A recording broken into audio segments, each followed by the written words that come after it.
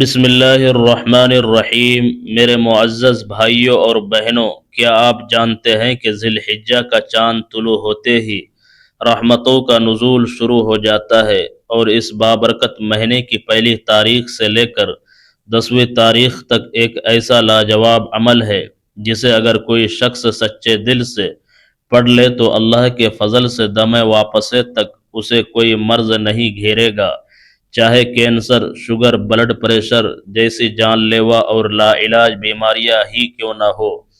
بس نماز فجر کی ادائیگی کے فوراً بعد یہ 3 کلمات پڑھنے کی برکت سے جسم کا ہر موذی مرض جڑ سے ختم ہو جاتا ہے۔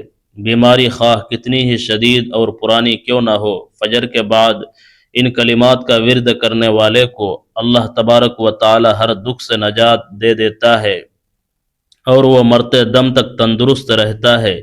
فجر کے بعد ان طاقتور کلمات کو صرف 3 بار پڑھنے کی عادت بنا لے تو انسان بیماریوں سے محفوظ رہ کر چلتے پھرتے عافیت کے ساتھ اس دنیا سے رخصت ہوتا ہے۔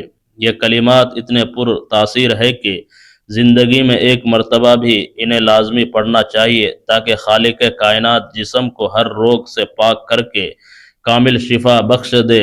اسی حوالے سے مروی ہے کہ جب ہمارے پیارے نبی حضرت محمد مصطفیٰ صلی اللہ علیہ وسلم کی عمر مبارک 7 برس ہوئی تو آپ کی چشم مبارک میں تکلیف رہنے لگی۔ آپ کے دادا حضرت عبد المطلب نے نامور معالجین سے بہت علاج کروایا مگر آنکھیں ٹھیک ہونے میں نہ آئی۔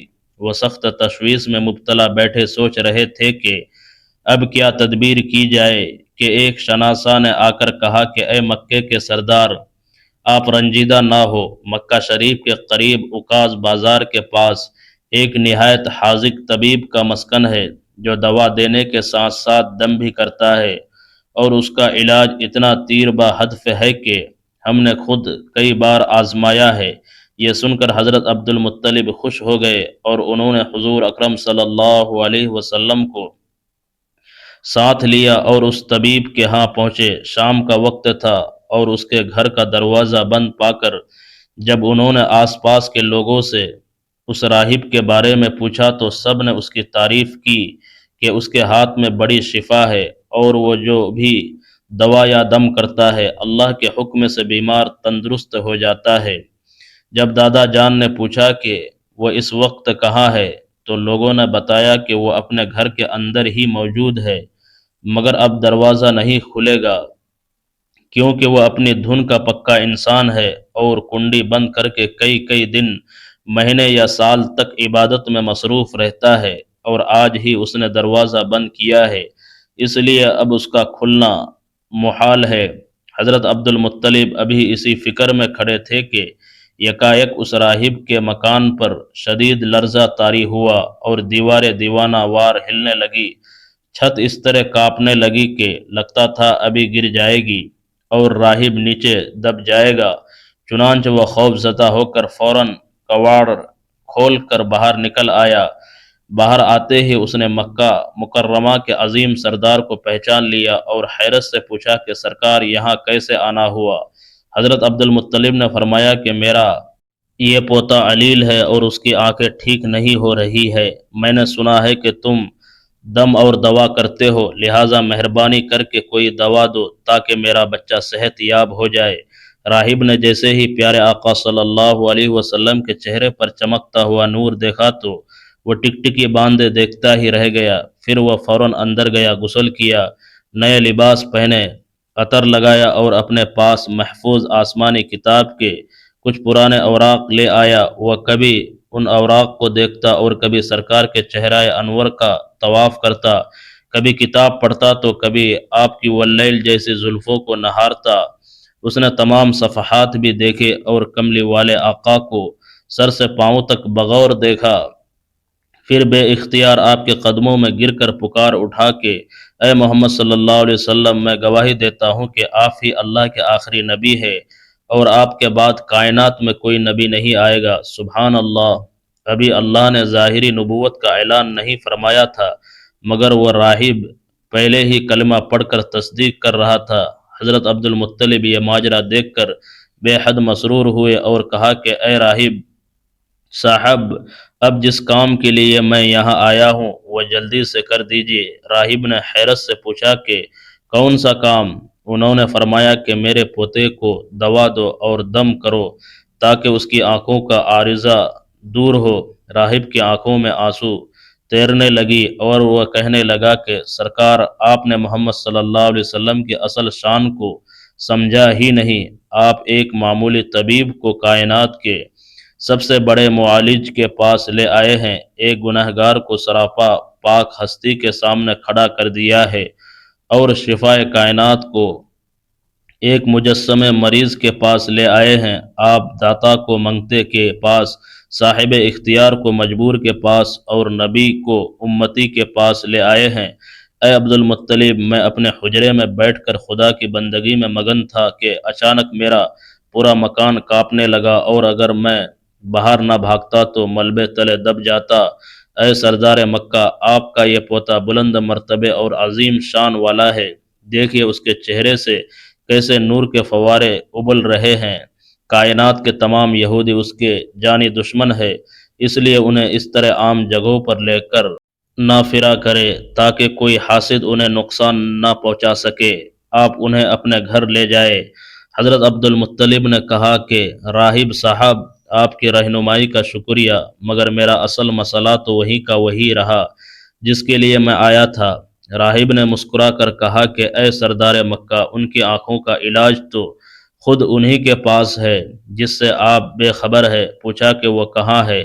راہب نے کہا کہ آپ محمد صلی اللہ علیہ وسلم کا مبارک لعاب دہن نکال کر ان کی آنکھوں میں لگا دے، یہ بالکل بھلی چنگی ہو جائے گی۔ چنانچہ دادا جان نے اسی وقت سرکار کے منہ سے لعاب مبارک نکال کر آپ کی آنکھوں میں لگایا تو وہ اسی پل اس طرح ٹھیک ہو گئے جیسے کبھی ان میں کوئی تکلیف تھی ہی نہیں۔ حضرت عبد المطلب ششدر رہ گئے اور راہب کا شکریہ ادا کر کے جب چلنے لگے تو راہب نے کہا کہ حضور، شکریہ تو مجھے آپ کا ادا کرنا چاہیے کہ آپ نے مجھے دونوں جہان کے سردار کی زیارت کروائی۔ حضرت عبد المطلب نے پوچھا کہ راہب صاحب، آپ کا دم بہت دور دور تک مشہور ہے، اور جس کو بھی آپ دم کرتے ہیں وہ فوراً تندرست ہو جاتا ہے، آخر وہ کون سے الفاظ ہے جن میں اللہ نے یہ اثر رکھا ہے؟ راہب مسکرایا اور کہنے لگا کہ حضور، جب بھی کوئی لاچار مریض میرے پاس آتا ہے تو میں خدا کے حضور ہاتھ اٹھا کر عرض کرتا ہوں کہ یا اللہ، تجھے اپنے اس آخری نبی کی عظمت کا قسم اور ان کی محبوبیت کا واسطہ اس بیمار کو تندرستی عطا فرما۔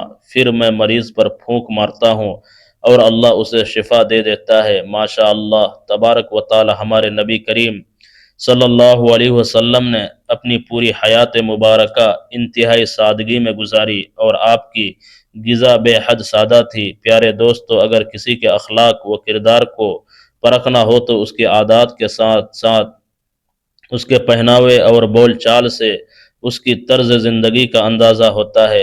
آپ صلی اللہ علیہ وسلم کائنات کے تاجدار ہونے کے باوجود عاجزی کا پیکر تھے، اور آپ کی خوراک اتنی قلیل اور سادہ تھی کہ حضرت انس رضی اللہ عنہ گواہی دیتے ہیں کہ نبی کریم صلی اللہ علیہ وسلم کے ہاں کبھی بھی صبح اور شام دونوں وقت گوشت اور روٹی کا کھانا دسترخوان پر موجود نہیں ہوتا تھا۔ ہاں البتہ جب کوئی مہمان تشریف لاتا تو دونوں وقت کھانا میسر ہو جاتا تھا۔ مہمان نوازی کے متعلق آپ کا فرمان عالی شان ہے کہ جو شخص اللہ اور روز قیامت پر ایمان رکھتا ہے اسے چاہیے کہ وہ اپنے مہمان کا اکرام کرے۔ اس سے آپ کے اعلیٰ اخلاق کا پتہ چلتا ہے کہ آپ مہمانوں کی حد درجہ قدر فرماتے تھے۔ ام المؤمنین حضرت عائشہ صدیقہ رضی اللہ عنہا بیان کرتی ہے کہ آل محمد نے ہجرت مدینہ سے لے کر وصال نبوی تک کبھی بھی مسلسل 2 دن جو کی روٹی پیٹ بھر کر نہیں کھائی۔ ایک اور روایت میں ہے کہ جب سے آپ مدینہ منورہ تشریف لائے، آل محمد نے کبھی متواتر 3 راتیں گندم کی روٹی سیر ہو کر نہیں کھائی، یہاں تک کہ آپ دنیا سے پردہ فرما گئے۔ حضرت ابن عباس رضی اللہ عنہ فرماتے ہیں کہ رسول اللہ اور آپ کے اہل و عیال کئی راتیں متواتر بھوکے سوتے تھے کیونکہ رات کا کھانا ہی میسر نہیں ہوتا تھا، اور ان کی اکثر روٹی جو کہ آٹے کی ہوتی تھی۔ سیدہ عائشہ رضی اللہ عنہا فرماتی ہے کہ کبھی آقا میرے پاس تشریف لاتے اور پوچھتے کہ کیا کھانے کو کچھ ہے، اور جب میں کہتی کہ یا رسول اللہ کچھ بھی نہیں ہے تو آپ فرماتے کہ اچھا پھر آج میرا روزہ ہے۔ انہوں نے ایک بار اپنے بھانجے حضرت عروہ بن زبیر رحمۃ اللہ علیہ سے فرمایا کہ اے میرے پیارے بھانجے، بعض اوقات ہم پر مسلسل 3 چاند طلوع ہو جاتے تھے، یعنی 2 مہینے کا عرصہ بیت جاتا تھا، اور رسول اللہ صلی اللہ علیہ وسلم کے گھروں میں آگ تک نہیں جلتی تھی۔ حضرت عروہ نے حیرت سے پوچھا کہ خالہ جان، پھر آپ لوگ زندہ کیسے رہتے تھے؟ تو آپ نے جواب دیا کہ ہمارا پورا گزارا صرف 2 کالی چیزوں یعنی پانی اور کھجوروں پر ہوتا تھا۔ ہاں البتہ آپ کے انصاری پڑوسی جن کے پاس کثرت سے دودھ دینے والے جانور تھے، وہ محبت میں دودھ کا تحفہ بھیج دیا کرتے تھے، اور وہی دودھ اللہ کے رسول ہمیں بھی پلاتے تھے۔ حضرت ابو دردہ رضی اللہ عنہ فرماتے ہیں کہ میں ایک بار ام المؤمنین کی خدمت میں حاضر ہوا تو انہوں نے ہمیں ایک کھردرے کپڑے کا موٹا یمنی تہ بند اور ایک اونی چادر نکال کر دکھائی، اور اللہ کی قسم کھا کر فرمایا کہ جب آقا کریم دنیا سے رخصت ہوئے تو انہی 2 کپڑوں میں ملبوس تھے۔ حضرت عبداللہ بن مسعود رضی اللہ عنہ سے مروی ہے کہ اللہ کے رسول جب چٹائی سے بیدار ہوتے تو آپ کے نازک پہلو پر چٹائی کے نشانات ابھر آتے تھے۔ ہم نے روتے ہوئے التجا کی کہ یا رسول اللہ، کاش ہم آپ کے لیے ایک نرم و گزار بستر تیار کروا دیتے تو۔ پیارے دوستو دیکھیے آپ نے کیا سبق آموز جواب دیا کہ میرا اس دنیا سے کیا تعلق، میری مثال تو اس مسافر کی مانند ہے جو تپتی دھوپ میں تھوڑی دیر کے لیے کسی درخت کے سائے تلے سستانے کو رکتا ہے اور پھر اس سائے کو چھوڑ کر اپنی منزل کی راہ لیتا ہے۔ اگر ہم حضور کی حیات طیبہ کا مطالعہ کریں تو معلوم ہوتا ہے کہ آپ کی مبارک زندگی کا ہر پہلو قناعت کی تصویر تھا۔ آپ نے نہ صرف خود سادگی برتی بلکہ اپنے صحابہ کی بھی ایسی فکری تربیت فرمائی کہ ان پر دنیا کی بے وقعتی بالکل واضح کر دی۔ حضرت جابر رضی اللہ عنہ روایت کرتے ہیں کہ ایک مرتبہ نبی کریم مدینہ کے بالائی علاقے سے بازار کی طرف تشریف لا رہے تھے، اور صحابہ کی ایک بڑی جماعت آپ کے ہمراہ تھی کہ راستے میں ایک چھوٹے کانوں والا بکری کا مرا ہوا بچہ پڑا ہوا پایا۔ آپ نے اس مردہ میمنے کا کان پکڑ کر اپنے ساتھیوں سے پوچھا کہ تم میں سے کون ہے جو اسے 1 درہم کے عوض خریدنا پسند کرے گا؟ تو سب نے عرض کیا کہ یا رسول اللہ 1 درہم تو بہت بڑی بات ہے، ہم تو اسے 1 پیسے میں بھی لینے کو تیار نہیں، کیونکہ یہ ہمارے کسی کام کا نہیں۔ آپ نے پھر پوچھا کہ کیا تم چاہتے ہو کہ یہ تمہیں بالکل مفت مل جائے؟ تو انہوں نے عرض کیا کہ اللہ کے رسول اگر یہ زندہ بھی ہوتا تب بھی اپنے چھوٹے کانوں کے نقص کی وجہ سے عیب دار تھا، اور اب تو یہ مر کر مردار ہو چکا ہے۔ تب آپ صلی اللہ علیہ وسلم نے دنیا کی اصل حیثیت واضح کرتے ہوئے قسم کھا کر ارشاد فرمایا کہ اللہ کی قسم دنیا کی حیثیت اللہ کے نزدیک اس مرے ہوئے میمنے سے بھی زیادہ حقیر اور بدتر ہے، اور ایک دوسری جگہ فرمایا کہ اگر دنیا کی وقاعت اللہ کے ہاں مچھر کے ایک پر کے برابر بھی ہوتی تو وہ کسی کافر کو اس دنیا سے پانی کا ایک گھونٹ بھی پینے نہ دیتا۔ اللہ اکبر۔ ناظرین کرام، ذی الحجہ کا بابرکت مہینہ ہے اور اللہ کے یہاں 4 احترام والے مہینوں میں سے ایک ہے۔ آج کا وظیفہ اس قدر شاندار وظیفہ ہے کہ ماہ ذی الحجہ کے پہلے عشرے میں اگر کوئی شخص نماز فجر کے بعد یہ 3 کلمات پڑھ لیا کرے تو انشاءاللہ اس کے جسم سے ہر طرح کی بیماری ختم ہو جائے گی، اور پھر موت تک کوئی بھی بیماری رائے نہیں ہوگی۔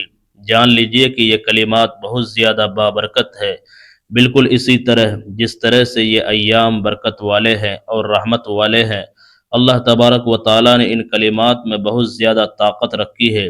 جو بھی شخص کسی ایسی بیماری میں مبتلا ہے کہ جس کا علاج کروا کر وہ تھک چکا ہے اور اسے شفا نہیں مل رہی، تو بس پھر نماز فجر کے بعد یہ کلمات 3 مرتبہ پڑھ لے، انشاءاللہ اللہ تبارک و تعالی آپ کو ہر قسم کی بیماری سے نجات عطا فرمائے گا۔ جان لیجئے کہ وہ کلمات یہ ہے: سبحان اللہ العظیم وبحمدہ ولا حول ولا قوت الا باللہ العلی العظیم۔ یہ کلمات آپ نے صبح نماز فجر کو ادا کر لینے کے بعد فوراً 3 مرتبہ پڑھ لینے ہیں، لیکن اس سے پہلے کم سے کم 1 مرتبہ درود ابراہیمی ضرور پڑھ لیجئے گا، اور اس کے بعد تعوذ اور تسمیہ بھی لازمی پڑھنا ہے۔ اس کے بعد یہ کلمات صرف 3 مرتبہ ادا کرنے ہیں۔ 3 بار یہ کلمات پڑھنے کے بعد آپ نے ایک تسبیح پہلے کلمے کی اس طریقے سے کر لینی ہے جو ابھی آپ کو بتایا جائے گا۔ انگلیوں پر گن کر یا پھر تسبیح کے دانوں پر پورے 100 مرتبہ پڑھے لا الہ الا اللہ، اور پھر آخر میں ایک بار پڑھیے محمد الرسول اللہ، یوں آپ کی ایک تسبیح مکمل ہو جائے گی۔ اس کے بعد آپ نے پھر سے اتنی ہی مرتبہ درود ابراہیمی پڑھ لینا ہے جتنی بار آپ نے وظیفے کے آغاز میں پڑھا تھا۔ آپ کو جو بھی بیماری ہوگی، جو بھی سخت سے سخت پریشانی مشکل ہوگی، انشاءاللہ اللہ تعالیٰ آپ کی ہر طرح کی لا علاج بیماری اور مشکل کو ان 10 دنوں کے اندر اندر ختم کر دے گا۔ آپ کو ان کلمات کا اثر فوراً دیکھنے کو ملے گا۔ انشاءاللہ اللہ تبارک و تعالیٰ آپ کو ان کلمات کو پڑھنے سے فوراً شفا عطا فرمائے گا۔ ناظرین کرام، جان لیجئے کہ یہ کلمات آپ نے 3 مرتبہ پڑھ لینے ہیں، اور اول آخر کم سے کم 1 مرتبہ یا 3 مرتبہ یا 7 مرتبہ درود پاک پڑھ لینا ہے۔ انشاءاللہ اس عمل کو کرتے ہی آپ شفا یاب ہو جائیں گے۔ اللہ تبارک و تعالیٰ سے دعا ہے کہ نیکی کی بات کو سننے سمجھنے اور اس پر عمل کرنے کی طاقت اور توفیق عطا فرمائے۔ میرا سنانا اور آپ کا سننا قبول اور منظور فرمائے، آمین یا رب العالمین۔ ناظرین کرام، آخر میں آپ سے درخواست ہے کہ میری آج کی اس معلوماتی ویڈیو کو لائک اور شیئر کر دیجئے، اور ہمارے چینل کو سبسکرائب کر لیجئے۔ جزاک اللہ خیر۔ اللہ ہم سب کا حامی و ناصر ہو۔